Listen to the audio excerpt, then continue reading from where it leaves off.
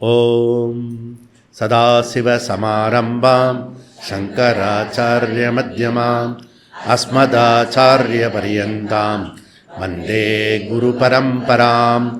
ஓம் பார்த்தாய பிரதிபோதிதாம் பகவதா நாராயணேன ஸ்வயம் வியாசேன கிருதிதாம் புராணமுனினா மத்யே மகாபாரதம் அத்வைதாம்ருதவரேஷிணீம் பகவதீம் அஷ்டாதசாத்யாயினீ அம்ப த்வாமனுசந்ததாமி பகவத்கீதே பவத்வேஷிணீ.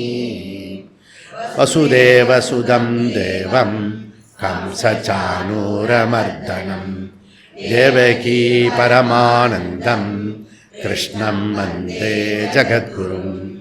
மூகம் கரோதி வாசாலம் பங்கும் லங்கயதே கிரிம் யத்கிருபா தமஹம் வந்தே பரமானந்தமாதவம்.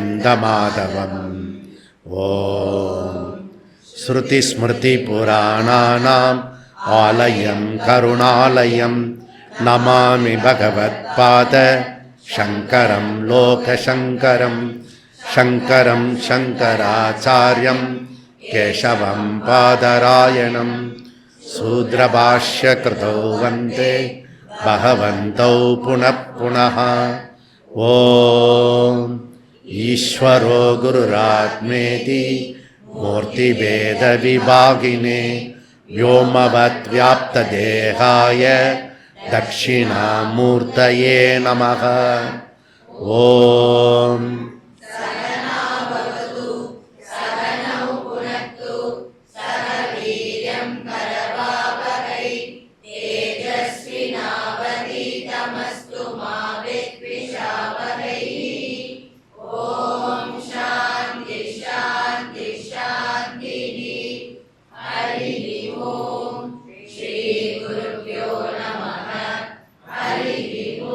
ஓம் நாராயணோ பரோ வ்யக்தாத்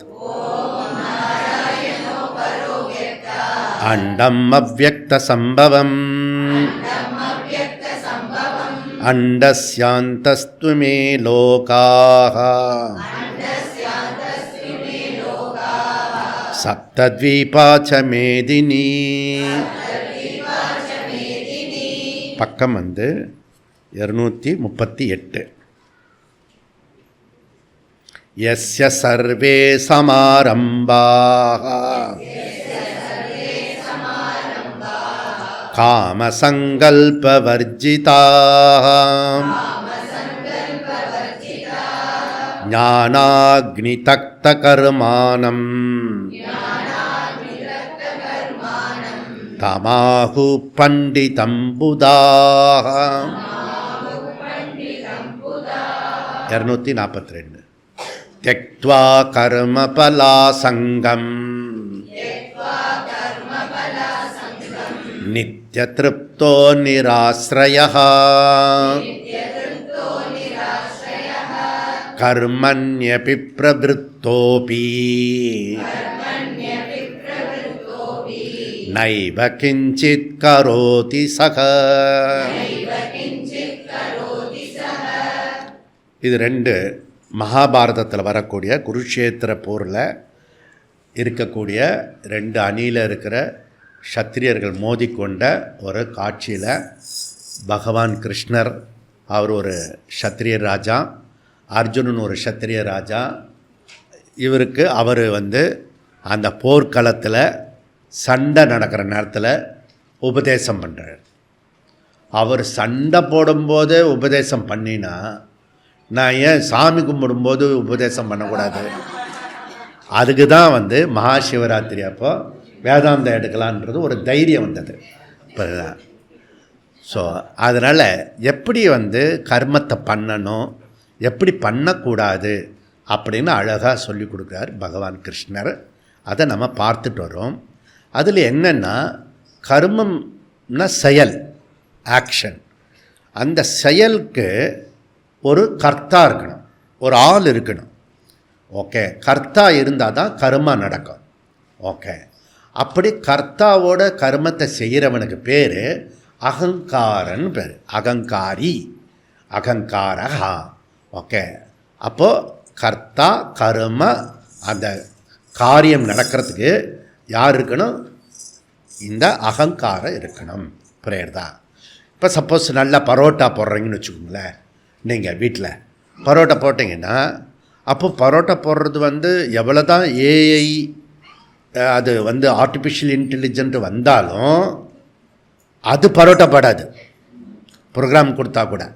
அதான் நம்ம வந்து பண்ணினா தான் அது வந்து தோசைலாம் அப்படியெல்லாம் போடும். புரியுதா? ஒரு ஏஐ கிட்ட பேசிகிட்டு இருந்தேன் நான், அந்த ஆர்டிஃபிஷியல் இன்டெலிஜென்ட். இவன் வந்து ஒரு மாதிரி போடுறான் அந்த தோசையை.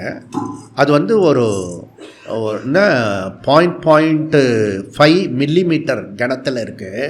அது ரிப்போர்ட் கொடுக்குறது. ஆனால் அது என்னென்னு சொல்ல தெரியல எனக்கு. ஒரு ப்ரௌன் கலரில் இருக்குது. அதுக்கப்புறம் என்ன பண்ணுறான்னா போட்டுட்டு திருப்பி போடுறான்.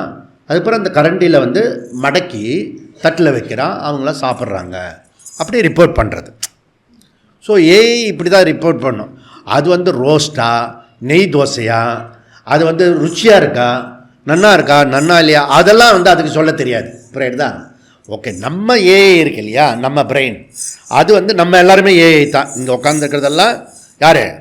உயிரோடு உள்ள ஏஐ அப்படின்றார் பகவான் கிருஷ்ணர். ஏன்னா இந்த பாடி, மைண்டு, சென்சஸ் இது மூணும் வந்து ஏஐ.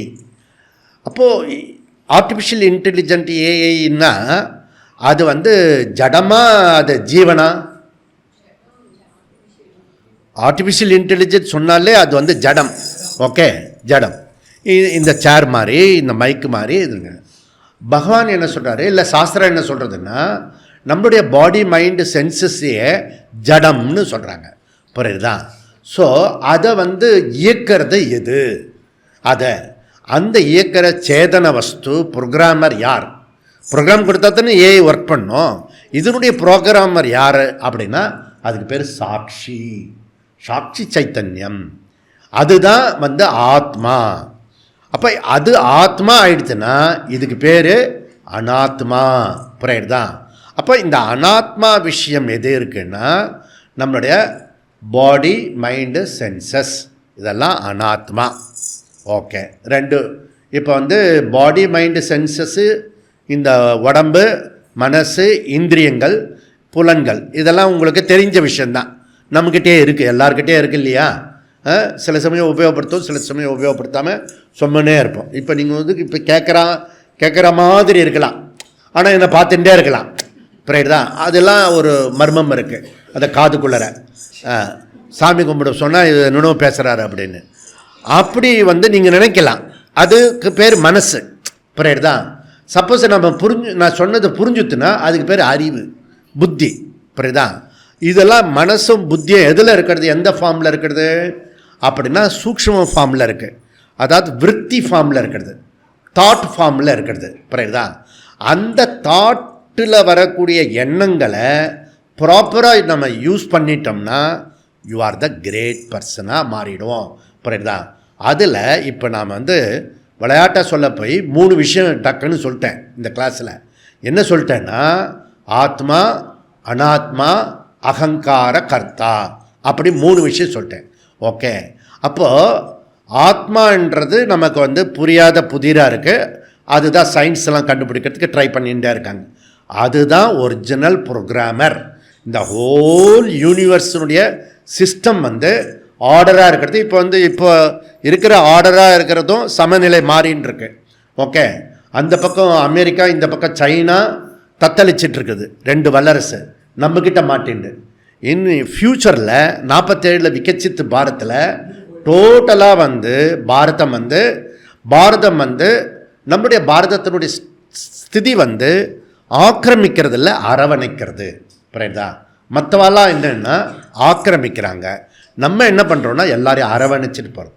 அதனால் நம்மக்கிட்ட நம்மளை அடக்கி மிதித்து ஷூ காலில் எட்டி உதச்சவெல்லாம் வந்து கையை கட்டிட்டு ஐயா கையெழுத்து போடியா அக்ரிமெண்ட்டில் அப்படி சொல்லி 27 ஐரோப்பிய கண்ட்ரிகள் மனசு எவ்வளோ குளிர்ந்து தெரியுமா எனக்கு? உங்களெலாம் குளிர்ந்து தான் தெரியல. இப்படிதான் இந்த திருட்டு பயலை நான் வந்து ஸ்கூல் படிக்கிறதுலாம் திட்டிகிட்டு இருக்கேன் இங்கிலீஷ்காரனை. அவெல்லாம் கையெழுத்து போட்டு ராஜா சார் அங்கே போட்டுருங்களேன் அப்படி சொல்லிட்டு மோடிஜிக்கிட்ட கையெழுத்து வாங்கிட்டு போனாங்க. இவர் கையெழுத்து போட்டோடனே அவர் 50லேருந்து 25 ஆக்கி 25 18 ஆக்கி 18லேருந்து அவர் கை கட்ட ஆரம்பிச்சிடார். புரியுதா? Trump, Ronald Trump. புரியுதா? இதெல்லாம் வந்து நடந்துன்னு இருக்குன்னு வச்சுக்கோ. இந்த பக்கம் நம்ம வந்து இவனையே நம்பின்னு இருக்க மாட்டோம், அந்த பக்கம் போவோம் ஆப்பிரிக்காவுக்கு. புரியுதா? இந்த பக்கம் ஆஸ்திரேலியாவுக்கு போவோம். ஏற்கனவே நம்மளை அடக்கி ஆண்டான்ல 200-300 வருஷம் யூகே, அவன் வந்து ஃப்ரீ ட்ரேட் பண்ணுறேன்னு சொல்லிட்டான். புரியுதா? இதெல்லாம் வந்து அவரை பார்த்த உடனே இதெல்லாம் ஞாபகத்துக்கு வருது. ஓகே, பின்னாடி ஆடிட்டர் இருக்காரு, முன்னாடி ஆடிட்டர் இருக்காரு, இதை சொல்லாமல் நான் எப்படி கிளாஸுக்கு போக முடியும்? புரியுதா? அதனால் வந்து ஸோ இந்த ட்ரேட் டீல் வந்து ஸோ இங்கே நீங்கள் பார்த்தீங்கன்னா கோவாவில் போய் 77 அடிக்கு வந்து ராமர் சிலையை திறந்து வச்சுட்டு வந்தார் நரேந்திர மோடி. ஏன் 77, 78 வைக்கிறது, 79 வைக்கிறது, 80 வைக்கிறது, இல்லை 75 அப்படி அவர் வயசுக்கு தகுந்தாப்பில் 75 வச்சுக்கலாம்ல, எதாவது அப்படி வச்சுக்கலாம். 77 என்ன கணக்கு அப்படி எல்லாருக்கிட்டையும் கேட்டேன் நான். அப்போ புரியவே இல்லை. அதுக்கப்புறம் ஜனவரி 26 வரும்போது தான் 77வது குடியரசு தினம், அதை ஒட்டி 77 முன்னாடி போய் திறந்துட்டு வந்துட்டார். எவனுக்கும் புரியல, 77 அடி அவ்வளோதான் வந்திருக்கு போல இருக்கு, திறந்துட்டு வந்துட்டார். அவர் எல்லாமே வந்து பெரியவங்க செய்கிறது கொஞ்ச நாள் கழிச்சு தான் புரியும் சில பேருக்கு. புரியுதா? எப்பயுமே புரியாமல் ஒரு குரூப் இருக்குது. புரியுதா?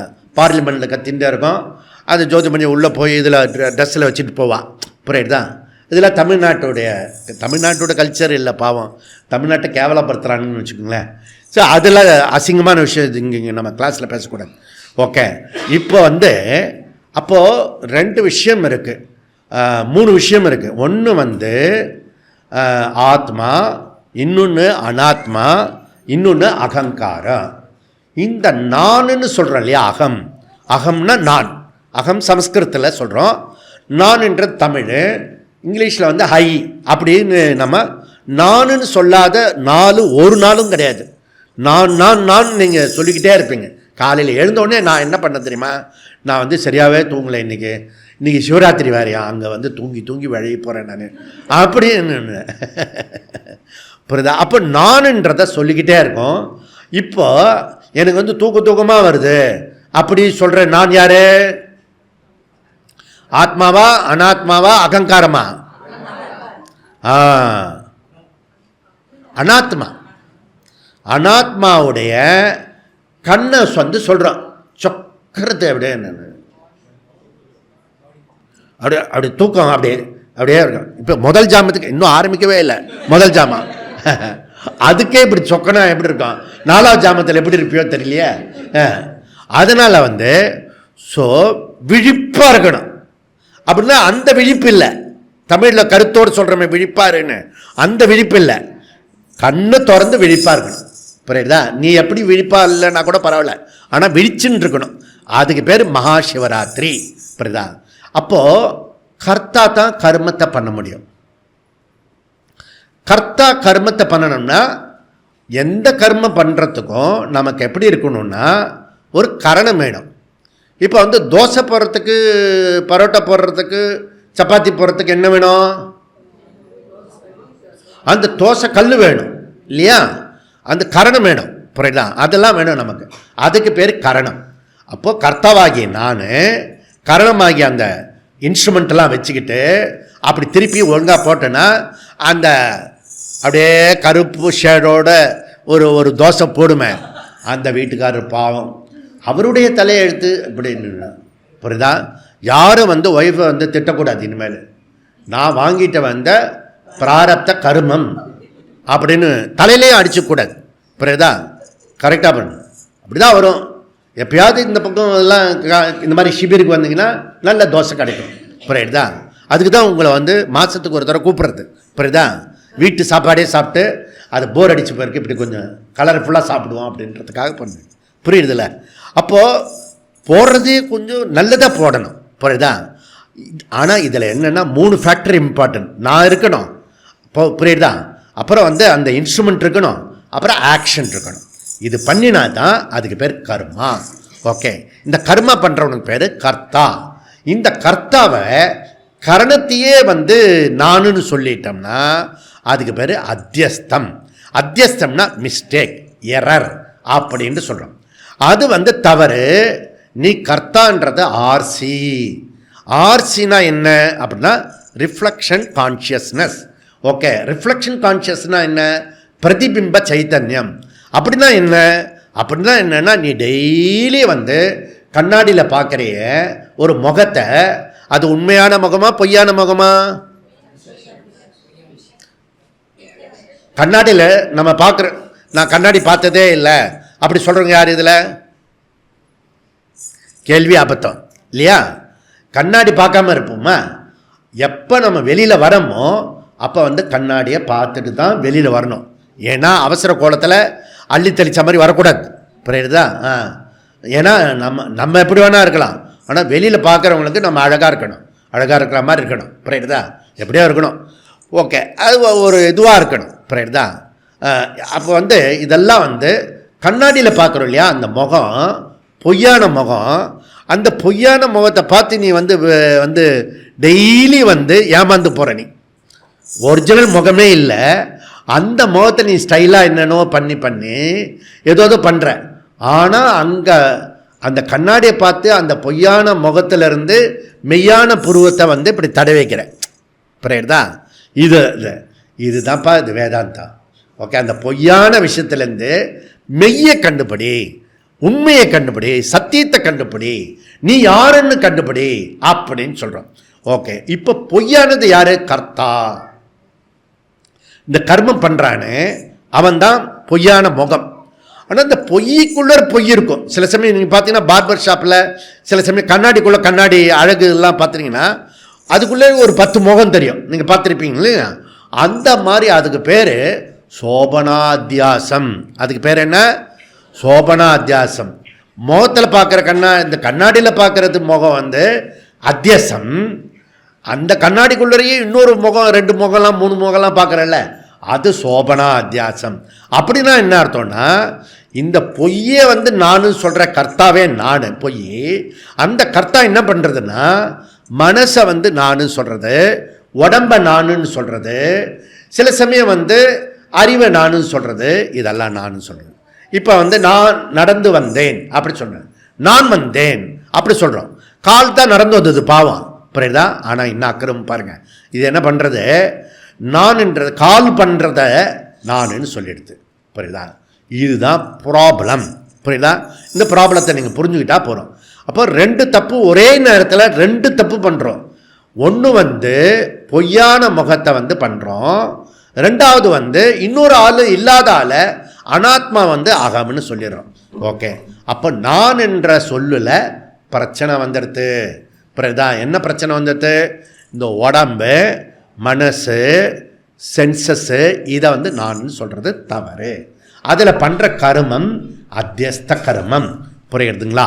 ஓகே, இப்போ வந்து இந்த நான்ன்றதில் நம்ம வந்து என்ன பண்ணுறோன்னா அதில் வேற நம்ம தப்பாக பேசி நம்ம வந்து கன்ஃபியூஸ் பண்ணிக்கிறோம் நம்ம. புரியுதா? இந்த நானை வந்து கரெக்டாக பண்ணணும். இதை புரிஞ்சுக்கிட்டவன் ஞானி. இது புரிஞ்சிக்காம வந்து தேடுபவன் விஞ்ஞானி. ஓகே, நிறைய பேர் விஞ்ஞானி இதெல்லாம் இருக்கால்ல, விஞ்ஞானி. நாமெல்லாம் யாரு? அஜ்ஞானி. புரியுதா? அப்போது ஏதோ ஒரு ஞானம் வருது இல்லை? ஓகே, மெய்ஞானி, அஜ்ஞானி, விஞ்ஞானி. நம்மளால் வந்து சோதனை கூடத்துக்கு போக முடியாது, அதனால விஞ்ஞானி ஆக முடியாது. ஆனால் தமிழ்நாட்டில் பாரத பிரதமர்கிட்ட ஒரு பொண்ணு கேட்டுட்டான், சார் பிரதமர் சார் நான் ஸ்டார்ட் அப் பண்ணணும், எப்படி பண்ணணும்னு சொன்னேன். 10th ஸ்டாண்டர்டு இப்போ தான், இப்போ 10th வந்திருக்கான், அதுக்குள்ளேயே ஸ்டார்ட் அப் கேட்குறேன். இன்னும் அவர் ஷாக் ஆகிட்டார். நாடு முழுக்க இப்படி யாருமே கேட்டதில்லை, எந்த பொண்ணும் கேட்டதில்லைன்னு சொல்லிட்டு, ஸ்டார்ட் அப் உனக்கு தெரியுமாம்மா அப்படின்னா நீ எனக்கு என்ன சொல்லு, முதல்ல அதை கேட்குறாரு அவர். அவன் புரிஞ்சு வச்சுட்டு இருக்காளான்னு. அதில் அவள் கரெக்டாக சொல்கிறா, எல்லாத்தையுமே சொல்கிறான். போதா டீட்டெயிலாக சொல்லி அப்புறம் அவள் தெரிஞ்சு வச்சுட்டு இருக்கான்னு தெரிஞ்சிட்ட பிறகு ஸ்டார்ட் அப் பண்ணுறது எப்படின்றத 2-3 குழு கொடுக்குறாரு. நீ இது சம்மந்தமாக இந்த புக்கெல்லாம் படி, இந்த மாதிரி சம்மந்தப்பட்ட ஆளுகிட்ட கேளு, கைட் பண்ணுறாரு அந்த இடத்துல. திஸ் இஸ் பாரத பிரதமருக்கும் சாதாரண ஒரு ஸ்கூல் மாணவிக்கு உள்ள கான்டாக்ட் இருக்குது. புரியுதா? இதுதான் நம்ம நாட்டோட சிறப்பு. அப்போது இந்த சாட்சி பிரதானமாக ஆத்மாவை நினச்சிக்கிறது வந்து சாட்சி பிரதானமாக இருக்கணும். அதாவது மைண்டை வந்து அது வந்து இன்ஸ்ட்ருமெண்ட் அப்படின்னு புரிஞ்சுக்கணும். புரியுதா? மைண்டே நானு கிடையாது, மைண்டு இன்ஸ்ட்ருமெண்ட். ஓகே, இந்த கர்த்தா அது வந்து சுதந்திரமானவன். கர்த்தும் அகர்த்தும் அந்நியதா கர்த்தும். ஒரு கர்மத்தை செய்யலாம், செய்யாமல் இருக்கலாம், மாற்றி செய்யலாம். இப்போ இவர் பன்ரோட்டியில் வந்திருக்காரு, வரணும்னு முடிவு பண்ணி வந்துட்டார். அங்கேயே முடிவு பண்ணி வர வேண்டாம் அப்படி முடிவு பண்ணால் வரமாட்டார். சுதந்திரம் இருக்குது. புரியுதா? வரலாம், வராமல் இருக்கலாம், வந்த பிறகு கூட இங்கே வந்து தூங்கின்னு இருக்கலாம். புரியுதா? அதனால் வந்து யாரோ ஒருத்தி தூங்குறாப்புல இருக்கு. புரியுதா? எனக்கு முன்னாடி உட்காந்துட்டேன். அதனால் வந்து இதை நீ கவனிச்சுக்கணும் நீ. ஓகே, இது வந்து நான் சரியான டீச்சர் வந்தேன். அப்போ டீச்சருக்கு முன்னாடி இருக்கக்கூடாதுங்க. இப்போ அகங்கார திருஷ்டியில் இப்படி தப்பாக பண்ணுறதுக்கு பேர் விபரீத தர்சனம். இதுக்கு பேர் என்ன? விபரீத தர்சனம். ஓகே, இந்த விபரீத தர்சனத்தை ஆதி சங்கராச்சாரியார் ரிமூவ் பண்ணுறார். ஓகே, நெக்ஸ்ட் என்னதுன்னா, இதில் இன்னொருத்தர் ஆப்போசிட், ஏற்கனவே தப்பாக நம்ம பண்ணிட்டு இருக்கோம், எவனாவது வெளியில இருந்து வந்து இன்னும் கொஞ்சம் தப்பு பண்ணிட்டு போயிடுவான். அதுக்கு பேர் மித்யா தர்சனம். மித்யா தர்சனம்னா என்ன அப்படின்னா, அம்புட்டும் கொஞ்சமாவது அதில் இருக்கணும் நியாயம். நியாயமே இல்லாத விஷயமா பேசுறது. ஓகே, எப்படி அந்த ராகுல் வந்து அந்த பார்லிமெண்ட்டில் பேசுகிறார்ல, அவர் பேசுகிறதெல்லாம் மித்யா தர்சனத்தை வேண்டி. முன்னாடி பழைய காலத்து மன்னர்களாக இருந்தாங்கன்னா அவனை மாறுகால் மாறுக்கை வாங்கு, அந்த பேசின தப்பாக பேசின நாக்கை வந்து வெட்டு அப்படின்னு சொல்லியிருப்பான். புரியுதா? மன்னர்கள் ஆட்சியாக இருந்தார். இப்போ ஜனநாயகத்தினால வேறு வழி இல்லாமல் கேட்டுன்னு இருக்கோம் பார்லிமெண்ட்டில். புரியுதா? தப்பாக பேசுகிறான். ஓகே, பொய்யான விஷயத்தை பேசுகிறான், டயத்தை வேஸ்ட் பண்ணுறான். புரியுதா? அவனு பேசி நம்ம டைம் வேஸ்ட் பண்ணுவானா? புரியுதா? மித்யா தர்சனம், விபரீத தர்சனம், மித்யா தர்சனம். நீ விருத்திகார மதம் வந்து முரண்பாடு இருக்கு, அதை நான் ஒத்துக்க முடியாது அப்படின்றத சொல்லி முடித்தார். அப்போது இந்த நம்மளுடைய நித்திய கர்மால இப்போ நம்ம மகாசிவராத்திரி கொண்டாடுறோம். மகாசிவராத்திரி கொண்டாடினா நமக்கு கைமேல பலன் என்ன? புண்ணியம். புரியுதா? நமக்கு புண்ணியம் கிடைக்கும். சப்போஸ் இந்த மகாசிவராத்திரியில் நீ வந்து பக்தியோட ஸ்ரத்தையோட அந்த நமச்சிவாய சொல்லிகிட்டே அந்த பகவானை மாத்திரம் நினச்சிக்கிட்டே இருந்தேன்னா நீ வந்து என்னாகும்? ஸோ உனக்கு அதில் சித்த சுத்தி உண்டாகும். ஓகே, மனசு பக்குவமாகும். புரியுதா? அந்த பக்குவமாகறதுக்கு வந்து உதவி செய்யும். அதனால் இது வந்து பக்குவமாகறதுக்கு நம்ம சித்த சுத்தி உண்டாகும். கர்மம் வந்து 2 விஷயம் கொடுக்கறது. ஒன்று வந்து சித்த சுத்தி கொடுக்கறது, முக்கியமான பலன். இன்னொன்று வந்து புண்ணியத்தை கொடுக்கறது. இப்போ நிறைய பேர் இங்கே வந்திருக்கோம் இல்லையா, யோகா ஸ்டூடெண்ட்டு, அவங்களாம் எதுக்கு வந்திருக்கோம்? புண்ணியத்துக்காக வந்திருக்கோம். வேதாந்த ஸ்டூடெண்ட்லாம் எதுக்கு வந்திருக்கோம்? சித்த சுத்திக்காக வந்திருக்கோம். ஓகே, எப்படியோ 2த்துல 1 நமக்கு கிடைக்கும். ஆனால் இந்த விருத்திகார மதம்னு ஒரு மதம் இருக்கான், அவன் அம்புட்டு போலே அப்படியே இதுவாக சொல்கிறான், மாற்றி சொல்கிறான். என்ன சொல்கிறான்னா, நீ கர்மா பண்ணணும், இந்த பூஜையெல்லாம் பண்ணணும், அதெல்லாம் கண்டிப்பாக பண்ணணும், ஆனால் பலன் கிடைக்காது அப்படின்றான். சப்போஸ் நீ ராத்திரி கண்ணு முழிக்கலைன்னா பாவம் வந்துடும்ன்றான். அதுக்கு பேர் பிரத்யவாய பாவம் வேறு சொல்கிறான். புரியுதா? நம்ம என்ன சொல்கிறோம்? இது தப்பு, இது தவறு. ஓகே, ஸோ கர்மா பண்ணுற அளவுக்கு எவ்வளோ கர்மா பண்ணுறோமோ அந்த கர்மத்தை பொறுத்து புண்ணியம் கிடைக்கும். ஒரு ஜாமம் தான் கண்ணு முழிக்கிறேன்னா அதுக்கு புண்ணியம் கிடைக்கும். 2 ஜாமம் பண்ணோன்னா அதுக்கு புண்ணியம் கிடைக்கும். புரியுதா? எவ்வளோ கிடைக்குமோ அது புண்ணியம் நமக்கு வந்து கிடைக்கும். புரியுதா? இந்த வியாக்கர பாதரர் இருக்கார் அங்கே கோடம்பக்கத்தில், புலியூர் அந்த கோடம்பக்கத்தில், அங்கே வந்து அந்த மேலே வந்து புலி இருக்கும். புரியுதா? புலிக்கு வந்து கீழே இருக்கும். புரியுதா? அதுக்கு பயந்துட்டு மேலே இருப்பான். புரியுதா? அந்த மனுஷன் என்ன பண்ணான்னா, எங்கேயாவது தூங்கி கீழே புலிகிட்ட போய் விழுந்துட்டோம்னா, புரியுதா? அதனால் என்ன பண்ணுவோம், இந்த மாதிரி மகாசிவராத்திரி அன்னைக்கு என்ன பண்ணான்னா, அந்த வில்வ மரம், அந்த வில்வ மரத்தை ஒன்று ஒன்றா பறித்து கீழே போட்டான். அதுவும் நம்ம சிவாய்க்கெல்லாம் சொல்லலை, பயந்து தூக்கத்தில் தூங்கிடாமல் கீழே விழுந்துடாமல் இருக்கிறதுக்காக வில்வத்தை இப்படி போட்டான். வில்வத்தை போட்ட உடனே அவனுக்கு அந்த சிவராத்திரி கண்முழிச்சு வில்வத்தை போட்டதுனாலே அவனுக்கு வந்து புண்ணியம் கிடச்சிது, சொர்க்கம் போயிட்டான். புரியுதா? ஓகே, ஸோ நாம் இங்கே விட்டோம்னா திருப்பி சென்னைக்கு போயிடுவான். அது சொர்க்கமாக நரகமாக நீங்கள் தான் முடிவு பண்ணணும். ஓகே, வேதாந்தம் என்ன சொல்கிறதுன்னா, இந்த நித்திய கர்ம பலனை தரும் அப்படின்றது சொல்கிறது. ஓகே, அப்போது இந்த விஷயம் கர்ம பண்ணினாலும் கர்ம பண்ணாத மாதிரி இருக்கலாம். அந்த கர்ம ரகசியத்தை பகவான் சொல்லி கொடுக்குறார். அகம் கர்த்தாரம் அபி அகர்த்தாரம். நான் கர்த்தாவாக இருந்தால் கூட நான் கர்த்தா கிடையாது. ஏன்? அகம் அவ்யயம் அப்படி சொல்கிறேன். அப்போ அகம் கர்த்தாரம் போட்டுக்கணும், அகம் அகர்த்தாரம் போட்டுக்கணும், அகம் அவ்யயம் போட்டுக்கணும். அகம்ன்ற சொல்ல எல்லா இடத்துலையும் போட்டுக்கணும். நான் வேலை பண்ணினாலும் நான் வேலை செய்யாதவன்.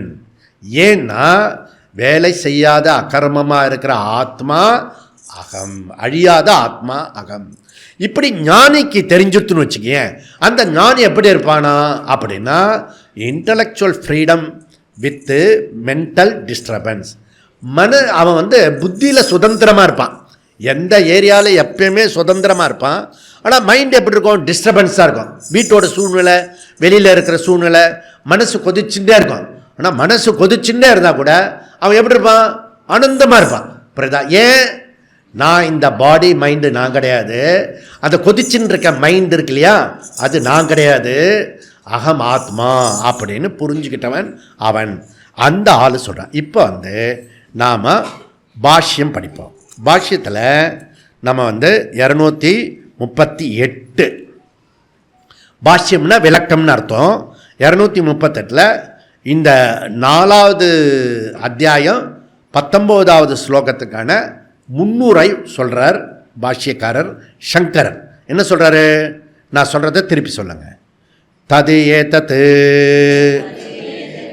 கர்மணி அகர்மாதி தர்ஷனம் ஸ்தூயதே. ஓகே, வாயில் வருது எனக்கு கூட எல்லாமே வரும், கொஞ்சம் யோசிச்சா வரும். புரியுறதா? இப்போ இந்த தர்ஷனம் ஸ்தூயதே. தர்ஷனம்ன்றது நாலேஜ், விஸ்டம், ஞானம். ஓகே, ஸ்தூயதே தர்ஷனம். அங்கே பஷ்யதி சொன்னார் 18. அந்த பஷ்யத்தை கன்வெர்ட் பண்ணி தர்ஷனம் என்றார் ஆச்சாரியார். ஓகே, அப்போ தத்தே ததே தத்து கர்மணி அகர்ம தர்ஷனம். அதாவது கர்மத்தில் அகர்மத்தை பார்ப்பவன், அகர்மத்தில் கர்மத்தை பார்ப்பவன் யாரோ அவன் ஞானி அப்படின்றத ஆச்சாரியார் ஸ்தூயத்தை சொல்லப்பட்டது. இப்பொழுது என்னன்னா, நான் எப்பவுமே அகர்த்தா ஆத்மா, அகங்காரம் எப்பொழுதுமே கர்த்தா. ஓகே, அதனால் அகர்த்தா அத்தியஸ்தம் நீங்கினா நீ எப்படி ஆயிடுவ? நித்திய சுத்த புத்த முக்த ஆத்மா, நீ ஞானியாக ஆயிடுவ. புரியுதா? அகங்காரம் எப்பவுமே கர்த்தா, ஆத்மா எப்பொழுதுமே அகர்த்தா. ஸோ அகர்த்தா ஆத்மா அகம், கர்த்தா அகங்காரம் நான் கிடையாது.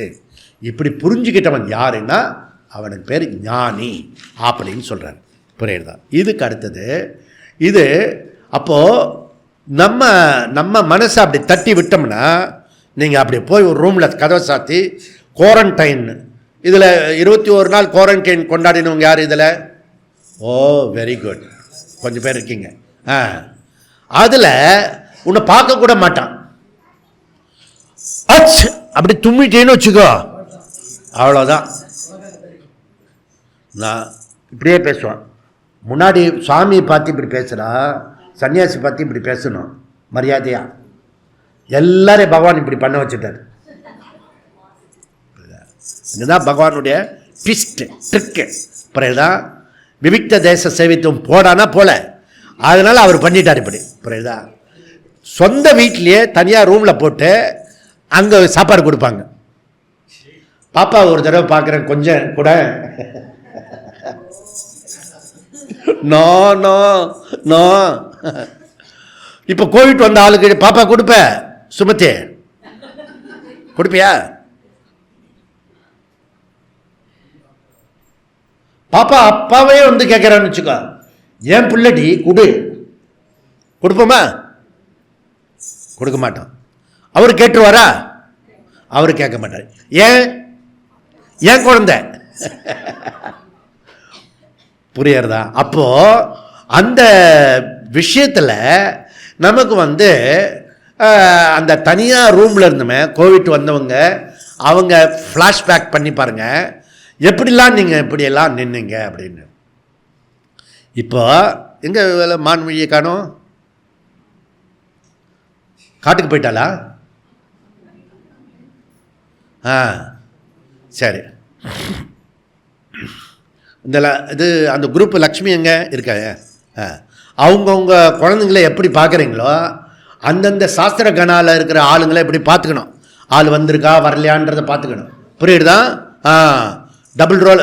சும்மா சும்மா பிரமுக்கு சக பிரமுக்கு பாராயண பிரமுக்குன்னு சொல்கிறது எதுக்கும் இல்லை. புரியுதுதா? ஆள்லாம் எஸ்கேப் ஆகிடுதா இருக்கா அப்படின்னு கண்டுபிடிக்கணும். புரியுதுதா? நீனா அப்படியே இருக்கக்கூடாது. சில அப்பா அம்மா இப்படி தான் இருக்கும், அது பாட்டு எங்கேயோ போயின்னு இருக்கும் குழந்தை. உன் குழந்தை அதுன்னு என் குழந்தை தானே அம்மா. புரியுது? அதனால் அதான் முக்கியப்பா. அது வேறு என்கிட்ட வேறு சொல்கிறேன்.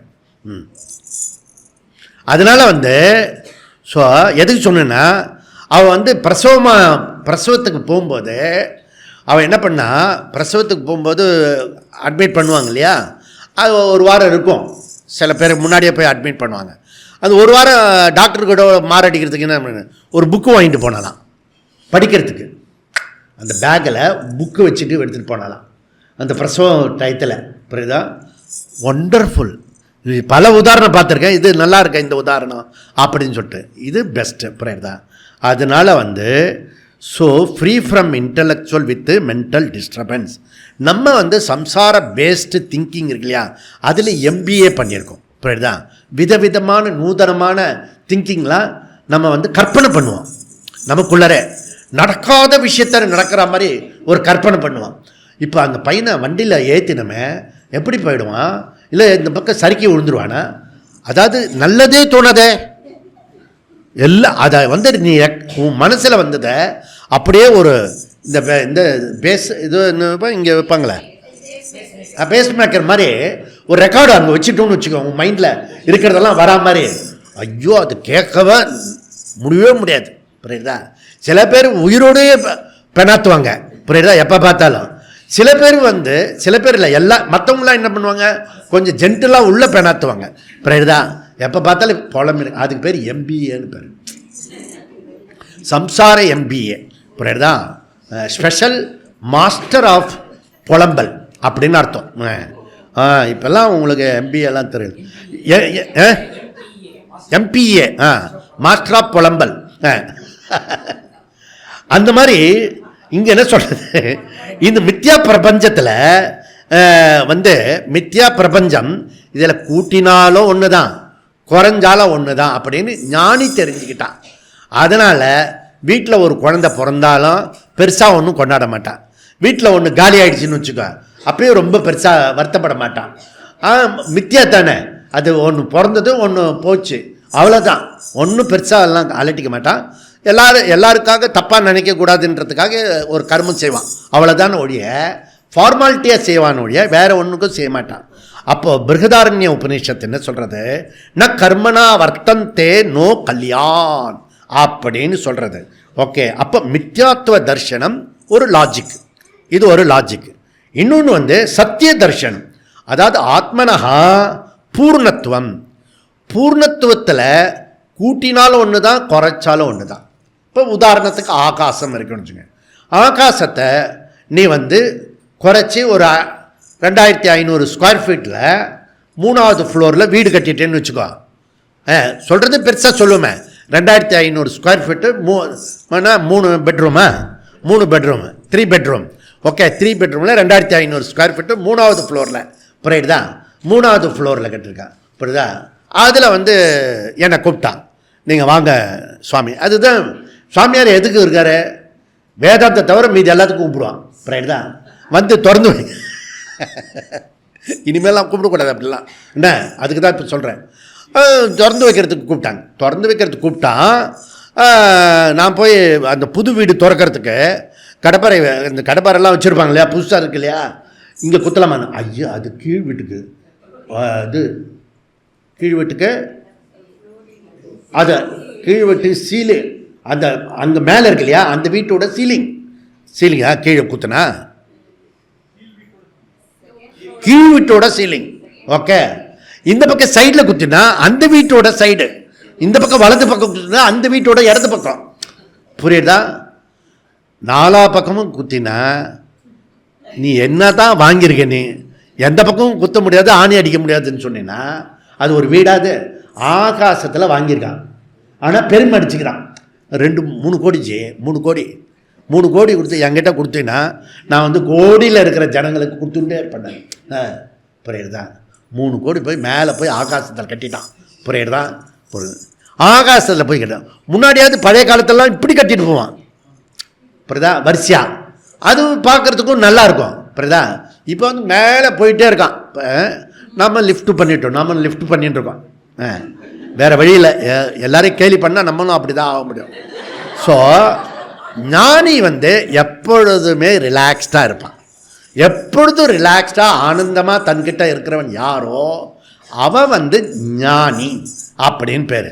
ஓகே, ஸோ ஏன்னா அவன் வந்து மித்யா லாஜிக்கலையும் இழக்கிறதுக்கு ஒன்றும் இல்லை, சத்திய லாஜிக்கலையும் இழக்கிறதுக்கு ஒன்றும் இல்லை. ஒரு ஃபார் இன்ஃபர்மேஷன் எதையுமே இழக்க முடியாது. நீங்கள் ஏதாவது ஒரு வயசில் ஒரு ஞானம் வந்ததுன்னா இழப்புன்றது கிடையவே கிடையாது. புரியுதா? அப்போ உற்பத்தி புதுசாக ஒரு எப்போ இழப்பு இல்லைன்னு சொல்கிறேனோ புதுசாக ஒன்றும் வராது. புரியுதா? புதுசாக ஒன்று வராது, ஒன்று போகவும் போகாது. இதுதான் விஞ்ஞானமும் சொல்கிறது, அதுக்கு முன்னாடி நம்மளுடைய ரிஷிகளும் சொல்கிறாங்க. அதனால் ஏன் அப்படி சொன்னால் உபநிஷத் சொல்கிறது நேக நானாஸ்தி கிஞ்சன, இங்கே வேற்றுமைன்றதே இல்லை, இருக்கிறது பிரம்மன் மாத்திரம்தான் இருக்குது, ஆத்மா மாத்திரம்தான் இருக்குது. தேர்ஃபோர் இதை புரிஞ்சவன் எப்படி இருப்பானா, காம சங்கல்ப வர்ஜிதாக சமாரம்பாக. என்ன சுவாமி எங்கே போயிட்டு கீதையில் 19வது ஸ்லோகத்துக்கு வழக்கம் கொடுத்துட்டுருக்கேன் நான். இப்போ என்ன பண்ணிட்டு இருக்கேன்னா கீதையில் அவர் என்ன சமாரம்பான்னா ஆல் ஆக்டிவிட்டீஸ், கர்மங்கள், எல்லா விதமான ஒரு கர்மம் எப்படி நடக்கிறது. முன்னாடி என்ன சொன்னேன், கர்த்தா இருக்கணும், கரணம் இருக்கணும், அப்புறம் அந்த இது பண்ணும். அந்த கர்மா பண்ணுறதுக்கு இப்போ எப்படி புஷ் பண்ணுறதுக்கு புரியுதா? இப்போ வந்து காலையில் வந்து நீங்கள் வந்து ஊத்தப்பம் போடணுன்னா ஊத்தப்பம் டக்குன்னு வந்துடுமா, அதுக்குள்ளே மைண்டில் ஃபேன்சி ஆகும். ஃபேன்சின்னு தெரியல, இதை வாங்கணும், இதை செய்யணும், அப்படி என்ன திரும்ப திரும்ப வருது இல்லையா, அதுக்கு பேர் ஃபேன்சி ஸ்டோர் செஷன் ரோட்டில் இருக்குது. புரியுதா? ஃபேன்சினா அட்ராக்டிவ். புரியுதா? இதை பண்ணணும், இதை பண்ணணும், இதை செய்யணும், இதை பண்ணணும், இது செய்யணும், அப்படி பண்ணிகிட்டே இருக்கு இல்லையா, அந்த மாதிரி வரத்துக்கு பேர் சங்கல்பா. மைண்டில் தொடர்ந்து எதுவும் எண்ணத்தில் வருதோ அதுக்கு பேர் சங்கல்பா. அந்த சங்கல்பம் புஷ் பண்ணி அதில் உறுதியாயிடும். உறுதியாயிட்ட பிறகு ஆசையாக கன்வெர்ட் ஆகிடும். காமஹா, சங்கல்ப லீட் டு காமஹா, டிசையர் ஆகிடும். ஆசை வந்துட்டுனா அதுக்கப்புறம் அவனை தடுத்து எவனாலையும் நிறுத்த முடியாது. புரியுதா? இதை வந்து நமக்கு வந்து 2வது அத்தியாயத்தில் ரொம்ப பெருசாக நம்ம படிச்சிருக்கோம். ஏன்னா அந்த காலத்தில் வந்து 2:12 முன்னாடி எல்லாம் யூத்து, கல்யாணம் ஆகாத பசங்க. புரியுதா? இப்போ எல்லாத்துக்கும் குழந்தை இருக்குது. புரியுதா? ஓகே, இப்போ சொல்கிறதுக்கே அவசியம் இல்லை. ஓகே, அப்போ இந்த ஸ்லோகத்தை வந்து திரும்ப திரும்ப திரும்ப சொல்லிகிட்டே இருப்பேன் நான். ஓகே, அப்படி சொல்லும்போது பகவான் வந்து அதில் சொல்கிறாரு, திருப்பி திருப்பி சொல்கிறாரு. இதில் இவனுடைய ஐடியா அப்படி இருக்கும், ஞானி இல்லையா, ஞானிக்கு ஃபேன்சி ஆகாது, சங்கல்பம் ஆகாது, அதெல்லாம் டிசைர் ஆகாது, அதனால் கர்மம் பண்ணாமல் இருக்க மாட்டான், கர்மம் பண்ணுவான். இவனுடைய கர்மத்தில் புண்ணிய பாபம் வராது. அஞ்ஞானிகள் பண்ணக்கூடிய கர்மத்தில் ஒரு புண்ணியம் இல்லாட்டி பாபம் வரும். நல்லா புரிஞ்சுக்குங்க. இந்த வார்த்தையாவது சிவராத்திரி கேட்டுருப்போங்க. புண்ணியம் பாபம், புண்ணியம் பாபம் புரியாது, சுகம் துக்கம். ஓகே, இது எல்லாருக்கும் புரியும். கஷ்டம் இருக்குது, அதுக்கப்புறம் சந்தோஷம் வருது. சந்தோஷமாக இருக்கிறதெல்லாம் புண்ணியத்தினால வருது. கஷ்டமான சூழ்நிலைலாம் பாபத்தினால வருது. யார் செஞ்ச பாபம்? எங்கள் அப்பா அம்மா செஞ்ச பாபம் சொல்லக்கூடாது. அது தனித்தனியாக நான் பண்ணின பாவம். நான் என்ன காட்டக்கூடாது. ஒவ்வொருத்தரும் அவங்களுக்கும் சொல்லிடணும். அவங்கவுங்க பண்ணின புண்ணிய பாபத்துக்கு தகுந்தா போல கஷ்டம் வரும். வேற யாருமே கஷ்டத்தை கொடுக்க முடியாது. புரியுறதா? அப்போது அந்த கர்மத்தை நாம் பண்ணினா, நீ தெரிஞ்சு பண்ணாலும் தெரியாத பண்ணினாலும் கர்மம் மூலியமாக என்ன வரும் அப்படின்னா புண்ணியம் பாபம் வரும். புரியுறதா? ஆனால் இங்கே என்ன சொல்கிறார் கிருஷ்ணர் இந்த ஸ்லோகத்தில், ஞானி கர்ம பண்ணினா புண்ணிய பாபம் வராது. ஏன்னா இல்லாஜிக்கலாக இருக்கு இல்லையா? கர்ம பண்ணினா ரூலு, புண்ணியமும் பாபமும் வரும். புரியுதா? ஓகே. ஏன் ஞானி கூட என்ன பண்ணுறான்? சில சமயம் சந்தோஷமாக இருக்கான், சில சமயம் கஷ்டமாக இருக்கான். சில பேர் வந்து முடிச்சு மாட்டிக்கிறானே பல பேர்கிட்ட இல்லையா? அப்போ அவனுக்கும் புண்ணிய பாபம் வேலை பண்ணுறது தான் சுவாமி அப்படின்னு. புரிய உன்னுடைய திருஷ்டியில் அப்படி தான். ஆனால் ஞானியோட திருஷ்டியில் அவன் பண்ணுற கர்மம் புதுசாக புண்ணிய பாபத்தை உண்டாக்காது. இப்போ வந்து விவசாயத்தில் வந்து வேர்க்கடலை போடுவாங்க. புரியுதா? வேர்க்கடலை போட்டு பார்த்துருக்கீங்க. ஒரு வேர்க்கடலை போட்டால் ஒரு வேர்க்கடலை வரும். அப்படியா? சப்போஸ் ஒரு வேர்க்கடலை போட்டால் விவசாயத்தில் ஒரே ஒரு வேர்க்கடலை தான் வரும் அப்படின்னு முடிவு பண்ணால், அப்படி இயற்கை நீதியாக இருந்ததுன்னா எவனா வேர்க்கடலை போடுவான்? வாய்ப்பே இல்லை. ஒரு வேர்க்கடலை போட்டோன்னா என்ன ஆகும்? ஒரு பஞ்சு, ஒரு கொத்து வரும். நீங்கள் வந்து அப்படி அந்த வேர்க்கடலையை அப்படியே பிடுங்கி விவசாயத்தில் அந்த ஈரத்தில், அந்த ஈரமாக இருக்கும், அந்த தோலை எடுத்துட்டு அந்த பச்சை கடலையை சாப்பிட்ருக்கேன் விவசாயத்தில். அப்படியேப்பா இன்னும் தர்மம் அழியவில்லை, விவசாயம் அழியவில்லை. நிறைய பேர் பண்ணியிருக்கீங்க. பண்ணாத இப்போ கை தூக்காதவங்களாம் ஏதாவது ஒரு விவசாயத்தில் போய்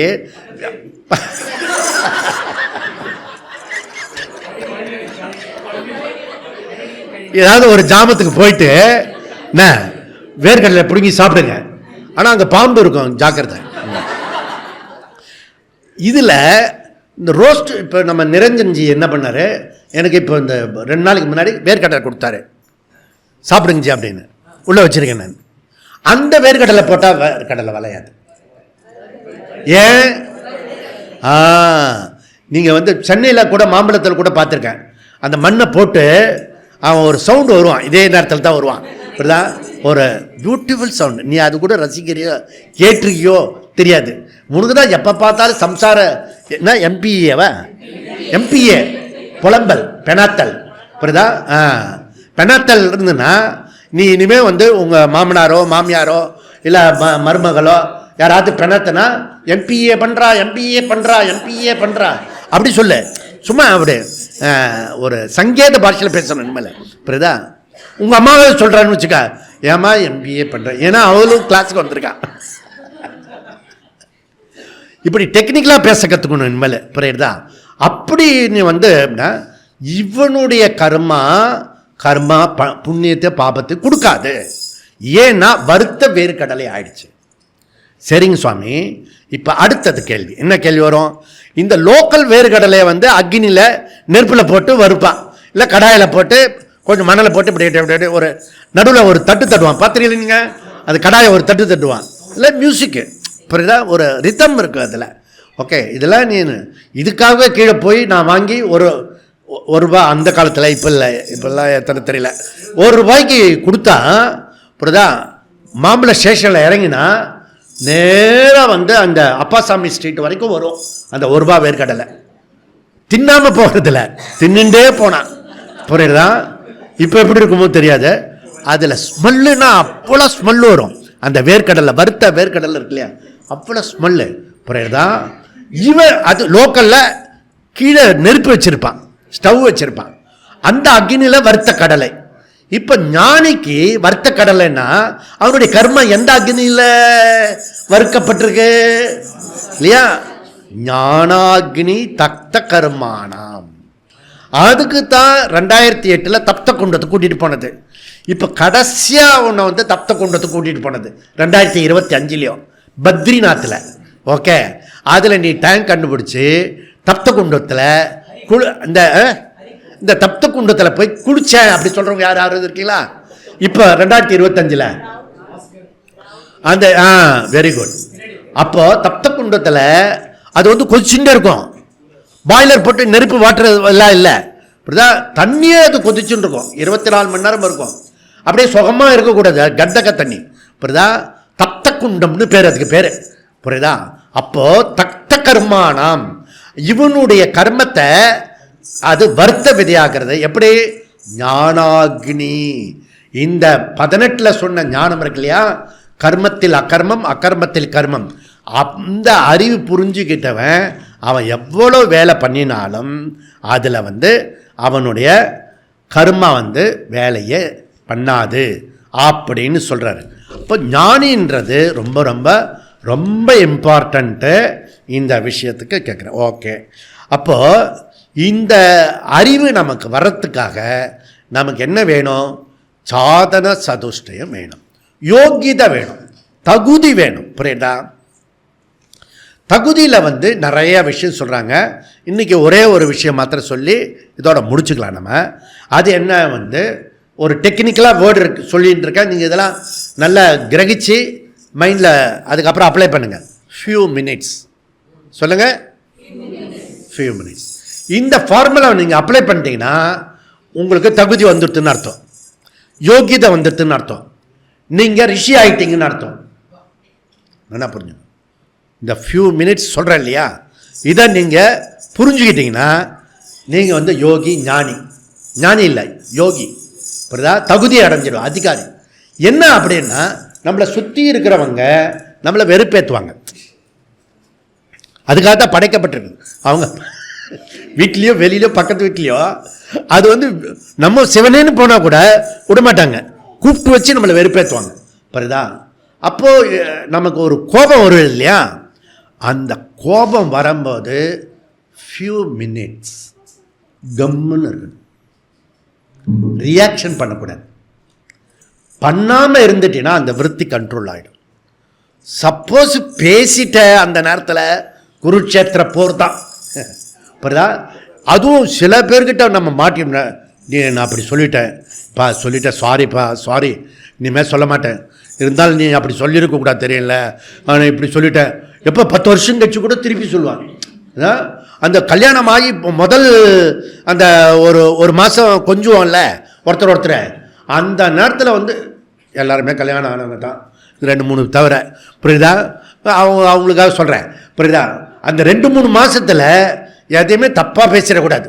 புரியுதா? பேசினேன்னா ரெக்கார்ட் ஆகிடும். புரியுதா? ரெக்கார்ட் ஆகிடுச்சுன்னா பேரம் பேத்தி வரைக்கும் நீ அந்த அப்போ என்ன சொன்ன தெரியுமா, நீ நெஞ்சு மறக்காது. நெஞ்சு மறப்பதில்லை வேற, இதில் வேற.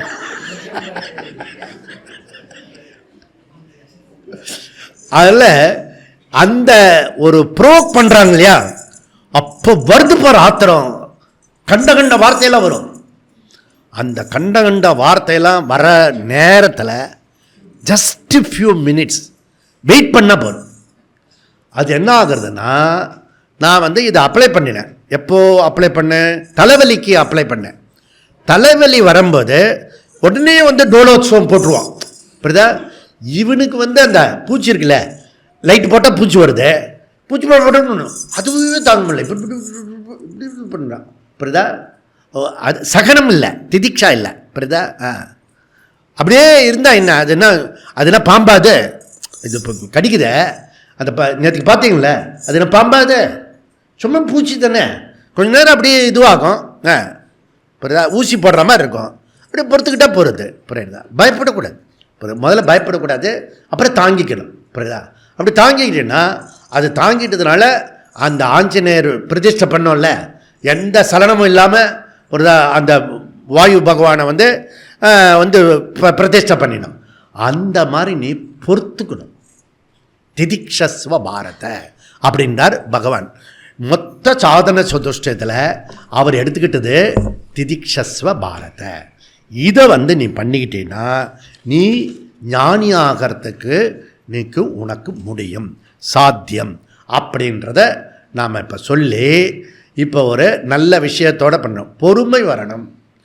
பொறுமை தான் நமக்கு வாழ்க்கையில் முதல் ஸ்டெப்பு. அந்த பொறுமை உனக்கு இல்லைன்னு வச்சுக்கிய, எல்லாம் இருந்தும் பிரயோஜனம் இல்லை. புரியுதா? எல்லாமே நஷ்டமாயிடும். புரியுதா?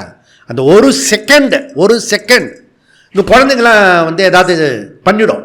புரியுதா? அதுவும் திருப்பி சிலது குழந்தைங்க பண்ணும். ஏன் திருப்பி பண்ணுறது? இந்த சில குழந்தைங்க சமத்தாக இருக்கும், நல்லா ஒழுங்காக இருக்கும், சொன்னபடி டக்குன்னு போய் அப்படி உட்காந்துரும். சில குழந்தை மாத்திரம் வெறுப்பேற்றிட்டே இருக்கும் நம்மளை. ஏன்? இப்போ தானே சொன்னேன், நீ பண்ணின பூர்வ கர்மா அது குழந்தை ரூபத்தில் வந்து இப்படி நிற்கும். புரியுதுல? அப்போ நீ ரீஃப்ளக்ஸ் பண்ணி, ஓ நான் பண்ணின கர்மம் தான், நீ பண்ணு அப்படின்னு விட்டுன்னு அந்த குழந்தை என்ன ஆகும்னா கொஞ்ச நேரத்தில் சும்மா இருந்துடும். அம்மா ரியாக்ட் பண்ணலை. ஏன்னா யாரெல்லாம் ப்ரோக் பண்ணுறாங்களோ அவங்களுடைய எய்ம் என்னென்ன தெரியுமா? உன்னை வந்து ஆத்திரம் மூட்டணும். 50% போடு. புரியுதா? இதை வந்து கொடுக்கக்கூடாது, அவன் மேலே சண்டை போடு, இந்த பக்கம் பாகிஸ்தானில் வந்து ஆயுதத்தை போடு அப்படிலாம் சொல்லி மோடிஜி ஏதாவது வாயை திறந்தாரு? எல்லாரும் பாராட்டுறாங்க. இப்போ ஒரு பெரிய மருத்துவம் ஆயிடுச்சு அது. புரியுதா? உனக்கு கிரிட்டிக்கல் சுச்சுவேஷனில் கம்முன்னு இருக்க பழகணும். புரியுதா? இந்த மாதிரி நீ வீட்டில் இருந்துட்டனால வீடு வந்து அப்படியே பூந்தோட்டமாக இருக்கும். போராட்டமாக இருந்த குடும்பம் இப்போ பூந்தோட்டமாக மாறிடுது. ஏன் இப்போ பூந்தோட்டமாக இருக்க?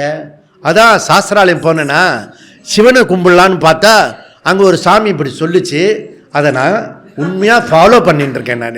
நான் ஓம் நம சிவாயா சொல்கிறேனோ இல்லையோ, எவனும் என்னை ப்ரோவோக் பண்ண முடியாது. என்ன பொறுமையாக இருப்பேன். 10 நிமிஷம் தானே மேக்சிமம். என்ன அதுக்கு மேலே எவனாலே கத்த முடியாது. ஓகே, நீ வேணா ட்ரை பண்ணிப்பாரு. எதிர்க்க பேசுகிறவன் 10 நிமிஷத்துக்கு மேலே பேச முடியாது அவனால். புரியுதா? நான் மோடிக்கு நான் ஃபோன் போட்டேன்னு 76 தடவை சொல்லியிருக்கான் ரொனால்டு ட்ரம்ப். புரியுதா? நான் ஃபோன் போட்டதுனால தான் அவர் நிறுத்திட்டாரு அப்படின்னு புரியுதா?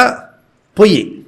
அதில் போராத குறைக்கு இந்த ராகுல் இது இருக்குல்ல, பப்புலு, அந்த பஃபூன் வந்து ஒரு பஃபூன் இருக்கணும். எப்பவுமே ஒரு நாடகம் அப்போ தான் சிரிப்பாக இருக்கும். ஆனால் இந்த பஃபூன் வந்து ரொம்ப டேஞ்சரான பஃபூனாக இருக்கான். அவன் வந்து என்ன சொன்னான், நீ வந்து பொய் சொல்லிட்டாருன்னா பொய் சொல்லிட்டாரு பார்லிமெண்ட்டில். எதுக்கு? இப்போ இவன் என்ன வெறுப்பேற்றுறான்? பொய் சொல்லிட்டாருன்னு சொல்லிட்டா அதை வச்சு கலவரம் பண்ணலான்னு. இன்னும் அவன் பெருசாகிடுவான். புரியுதா? ஒன்றுமே பேசலை. புரியுதா? அப்புறம் கீழே இறங்கி அவர் என்னுடைய நண்பர், அவருடைய நண்பர் அப்படி சொல்லுவார். புரியுதா? இதெல்லாம் பண்ணி இப்போ 18% டீலுக்கு வந்திருக்கான். புரியுதா? ஏன் இன்னும் நம்ம வெயிட் பண்ணுறோம்? இன்னும் கீழே இறங்கி வரணும் நீ. புரியுதா? ஏன்னா இங்கேருந்து ஏற்றிட்டு போன மருந்தை அப்படியே திருப்பி கொண்டு வந்துருன்னு ஒரு ஆர்டர் போட்டார். 3 மாத்திரையில் 1 மாத்திரை நம்மளுடைய மாத்திரை அமெரிக்காவில். புரியுறதா? மெடிக்கல் இதை வந்து 2012 அமெரிக்காவில் சொல்லிட்டு வந்தேன் நான். புரியுதா? 3ல் 1 பங்கு நம்புதுன்னு நான். புரியுதா? அதை வந்து இப்போ ப்ரூவ் பண்ணிட்டார் இவர். திருப்பி அந்த கிட்டக்க போச்சு அந்த கப்பலை அப்படியே திருப்பி ரிட்டர்ன் அப்படின்ட்டார். மெடிசன் இல்லைன்னா என்ன ஆகும்? அங்கே கொதிக்கிறான். புரியுதா? அவன் ஊரில் கொதிக்கிறான். புரியுதா? அவனோட ஏதாவது டீல் பண்ணுங்க அப்படின்னு சொல்லிட்டு. புரியுதா? எங்கே வந்து மூக்கை பிடிச்சா நீ வந்து கெட்டியமாக அப்படி மூக்கை பிடிய,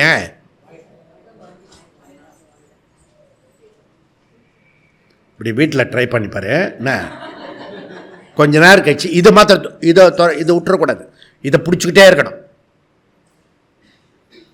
அப்புறம் வாயை திறப்பேன். புரியுதா? ஆட்டோமேட்டிக்கலி வாயை திறப்பேன். ஏன்னா காற்று எங்கேயாவது ஒரு இடத்துல போகணும். புரியுதா? காற்று போயிட்டு வந்து அப்போது மூக்கை பிடிக்கிற மாதிரி பாரத பிரதமர் வந்து பிடிக்கிறார். ஒவ்வொரு ஆளையும் ஒரு இடத்துல பிடிக்கிறார். பிடிச்சோன்னா அவன் வாயை திறந்துடுறான். புரியுதா? அப்போ மாத்திரையை போட்டுடலாம். புரியுதா? அந்த மாதிரி நீ என்ன பண்ணணும்? திதிக்ஷஸ்வ பாரத. அப்போ ஞானாக்னி, இந்த ஞானத்தினால வறுக்கப்பட்ட வித்தை மாதிரி இவன் கர்மம் இருக்கிறதுனால இவனுடைய கர்மம் ஃபர்தராக அவனுக்கு உண்டாக்குவதில்லை. அதனால் புதிய புண்ணிய பாபத்தை உண்டாக்காதனால பழைய பண்ணின புண்ணிய பாபம் அது பிராரப்தத்தில் இருக்கிறத அவன் அது எடுத்துக்காதனால அவன் எப்பொழுதுமே ஞானி, மென்டல் ரிலாக்ஸ்டாக இருப்பான், ஆனந்தமாக இருப்பான், தன்கிட்டே இருப்பான். ஆத்மன்யேவ ஆத்மனா துஷ்டகா ஞானி இப்படி சொல்கிறாரு. இதுக்கு அடுத்த கிளாஸில் என்ன சொல்வார் ஃபர்தராக அதை 5 நிமிஷம் பிரேக்குக்கு போவோம். ஓகே. ஸோ ஓம் பூர்ணமத பூர்ணமிதம் பூர்ணாத் பூர்ணமுதச்யதே பூர்ணஸ்ய பூர்ணமாத் பூர்ணமேவாவசிஷ்யதே. ஓம் சாந்தி சாந்தி சாந்தி. ஹரி ஓம். ஸ்ரீ குருப்யோ நமः. ஹரி ஓம்.